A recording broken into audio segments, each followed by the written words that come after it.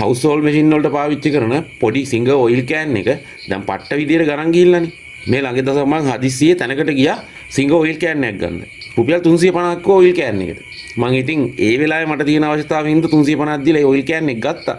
NP ලංකාවට ගියාම නෙවිල්ට කිව්වා ඒ කතාව මෙහෙම එකක් වුණා මචං 350ක් ගත්තානේ මුන් ඔයිල් එකට කියලා. එතකොට නෙවිල් කියනවා ඉතින් අපි දෙන්නේ 170 පාටනේ. මං කිව්වා මොකක් 170 පාට ඇත්තටම දැන් කොහෙවත් සිංගර් ඔයිල් කෑන් එක ගන්න නැහැ. සිංගර් ඔරිජිනල් ඔයිල් කෑන් එක.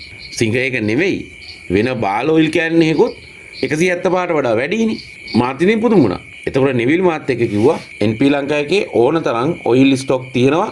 රීටේල් 170 පාට දුන්නට කාට හරි තොග ගන්න ඕන නම් ගන්න ක්වොන්ටිටි එකත් එක්ක ප්‍රයිස් එක තවත් අඩු කරලා දෙන්න පුළුවන් කියලා. ඉතින් සිල්ලර කඩවල් වලට එතකොට නූල් බොත්තම් වගේ දේවල් විකුණන කඩවල් වලට ඒ වගේ කඩවලුත් ඇවිල්ලා අහනවනේ ඔයිල් කෑන් තියනවද කියලා. අන්න ඒ වගේ පොඩි ව්‍යාපාර කරන අයට හිතා ගන්න බැරි ප්‍රයිස් එකකට සිංගර් ඔරිජිනල් ඔයිල් කෑන් එක දෙන්න පුළුවන් කියලා නෙවිල් මාත් එක්ක කිව්වා. සිල්ලරට එකක් දෙකක් ගන්නවා නම් එහෙමයි. පෙට්ටි පිටින් තොග ගන්නවා නම් ඒත් එහෙමයි.